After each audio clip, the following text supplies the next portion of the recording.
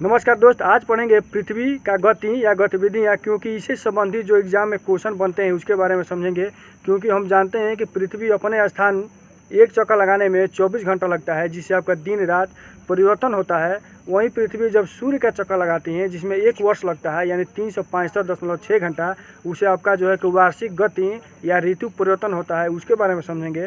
बहुत सारे एग्जाम पूछता है कि कौन ऐसा दिन है कि पृथ्वी सूर्य के नज़दीक चली जाती हैं, कौन ऐसा दिन है कि पृथ्वी सूर्य से दूर चली जाती हैं, इसके बारे में समझेंगे। क्योंकि यहाँ बहुत कंफ्यूज करते हैं, तो खास करके इसके बारे में समझना है। अगर वीडियो अच्छा लगे तो इसको लाइक, शेयर और सब्सक्राइब करना ना भूलें, क्योंकि हमको आशा नहीं, पूर्ण विश्वास है कि इस वीडियो को 1 से 2 बार आप देखेंगे तो पूर्ण रूप से इसको आप समझ सकेंगे।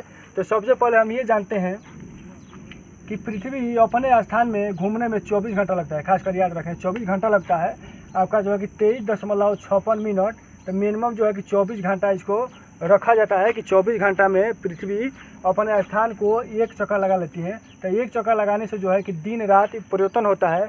इसको आप घूर्णन भी बोलते हैं, याद रखें, घूर्णन भी बोलते हैं। और दूसरी जो है कि दैनिक गति भी बोलते हैं। जब दिन रात परिवर्तित होता है इसको दैनिक गति भी बोलते हैं। तो बहुत सारे एग्जाम पूछता है कि दैनिक गति या जो है कि घूर्णन का स्थिति कब होता है, उसे क्या परिवर्तन होता है। तो आप आसान भाषा से समझा सकते हैं कि जब पृथ्वी अपने स्थान पे चक्कर लगाती है तो उसको घूर्णन बोलते हैं या दैनिक गति बोलते हैं। इससे आपका दिन रात परिवर्तन होता है। अब अगले क्रम में बढ़ते हैं कि जब पृथ्वी सूर्य का चक्कर लगाती है तो इसको क्या बोलते हैं, परिक्रमण। याद रखें, परिक्रमण। तो परिक्रमण से क्या होता है कि परिक्रमण से आपका जो है कि वार्षिक गति या जो है कि ऋतु परिवर्तन होता है। इसके बारे में समझेंगे। जैसे आपका ये आपका सूर्य हो गया, याद रखें, ये आपका सूर्य, आइए आपका पृथ्वी। तो पृथ्वी जो है कि दीर्घाकार आकार में सूर्य का चक्कर लगाती है। याद रखें, चक्कर लगाती है। तो चक्कर लगाने में जो है कि 365.6 घंटा लगता है। खासकर याद रखें, 6 घंटा लगता है। तो इसे जो है कि ये परिक्रमण से जो है कि आपका वार्षिक, याद रखें, वार्षिक गति होता है। दूसरा ऋतु परिवर्तन होता है। तो बहुत सारे एग्जाम पूछता है कि वार्षिक गति या ऋतु परिवर्तन के मूल कारण क्या है। तो मूल कारण ये है कि पृथ्वी जो है कि दीर्घाकार आकार में जब सूर्य का चक्कर लगाती है तो इसमें आपका ऋतु परिवर्तन होता है और जो है कि वार्षिक गति होती है। तो ये हो गया। दूसरा कारण ये है कि पृथ्वी जो है ये पृथ्वी हो गया, पृथ्वी जो है कि अपने अक्ष पे 23.5 डिग्री जो है कि झुकी होने के कारण भी जो है कि वार्षिक गति जो ऋतु परिवर्तन होता है, खासकर यह भी होता है 23.5 डिग्री झुके होने के कारण। अब आते हैं, अब अगले क्रम में बढ़ते हैं जहाँ कन्फ्यूज होता है। खासकर याद रखें, तो कन्फ्यूज होता है कि कौन ऐसा दिन है कि पृथ्वी सूर्य के सबसे नज़दीक चली जाती हैं, कौन ऐसा दिन है कि सबसे दूर चली जाती हैं। तो इसको जो है कि आप बोलते हैं उपसर। याद रखें, उपसर। और एक बोलते हैं अपसर। याद रखें, अपसर। तो इसका घटना कब होता है, कैसे होता है, इसके बारे में समझेंगे। क्योंकि ये आपका सूर्य है, खासकर याद रखें, ये सूर्य है, ये आपका पृथ्वी है। तो पृथ्वी आपका दीर्घाकार आकार में सूर्य का चक्कर लगाती है। खासकर याद रखें, तो पृथ्वी एक ही है। तो इसका स्थिति हम 2 जगह दर्शाते हैं, एक यहाँ दर्शाती हैं, एक यहाँ दर्शाती हैं। खासकर याद रखें कि पृथ्वी का जो स्थिति है 3 जगह दर्शाती है। तो यहाँ का सबसे ज़्यादा दूरी है। खासकर याद रखें, यहाँ सबसे ज़्यादा दूरी है, यानी 15.21 करोड़ किलोमीटर। 15.21 करोड़ किलोमीटर यानी सबसे दूरी यहाँ है सूर्य से पृथ्वी का। और सबसे नज़दीक यहाँ है, यानी इसका है 14.70 करोड़ किलोमीटर। खासकर याद रखें, करोड़ किलोमीटर। और ये मिनिमम है, यहाँ जो है कि आपका 14.98 करोड़ किलोमीटर। तो बहुत सारे एग्जाम में पूछता है कि 14.18 करोड़ किलोमीटर जो है दूरी है वो क्या है, तो वो मिनिमम दूरी है। अब इसको जो है कि सबसे जो कम दूरी है इसको बोलते हैं उपसर। उपसर, तो उपसर बोलते हैं। यहाँ सबसे ज़्यादा दूरी है तो इसको अपसर बोलते हैं। याद रखें, अपसर बोलते हैं। दूसरी बात कि जब उपसर मतलब पृथ्वी सूर्य के सबसे नज़दीक चली जाती है तो ये घटना कब घटता है, इसके बारे में हमको समझना है। तो ये घटना जो है कि आपका 3 जनवरी को घटता है। याद रखें, 3 जनवरी को ये घटना घटता है।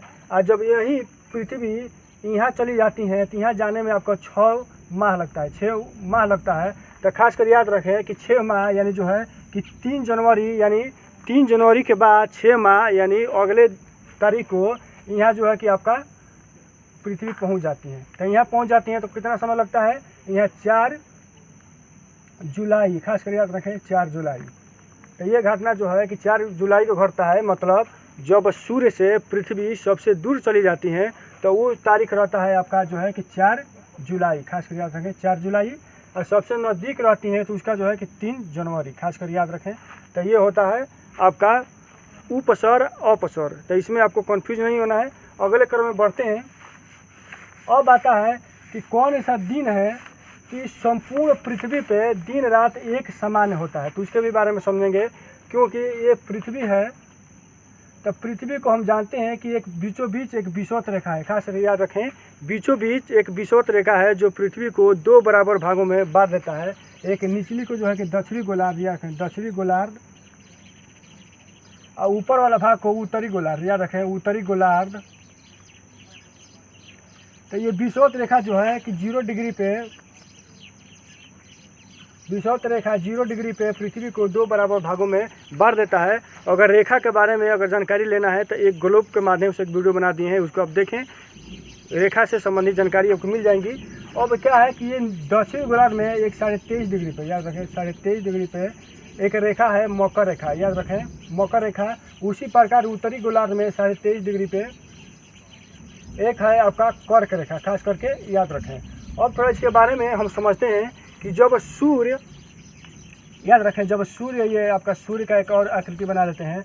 सूर्य का जब चक्कर इसे पृथ्वी लगाती है तो जब पृथ्वी, ये जो भाग पृथ्वी का जब ऐसा रहता है, खास करके इसको याद रखें, जब पृथ्वी का भाग ऐसा रहता है, यानी बीचों बीच जो आपका ये विषुवत रेखा है, तो संपूर्ण प्रकाश जब पृथ्वी पे संपूर्ण प्रकाश जब सूर्य का पड़ता है, यानी जो है कि आपका विषुवत रेखा पे, तो उस समय संपूर्ण पृथ्वी पे दिन रात एक समान होता है। ये घटना कब घटता है आपका 21 मार्च, खास कर याद रखें 21 मार्च।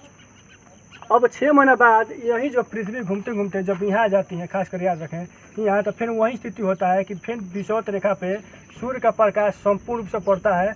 तो 6 महीना बाद, यानी जो है कि 21 मार्च से 6 महीना बाद आप जोड़ सकते हैं। तो यहाँ जो है कि आपका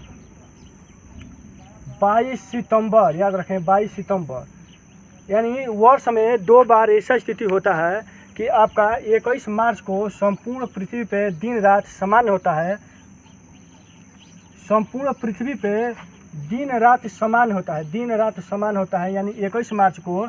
और जो है कि 22 सितंबर को जो है कि दिन रात समान होता है। खासकर इसके बारे में समझना है जब सूर्य का प्रकाश बीचों बीच विषुवत रेखा पे पड़ता है तब।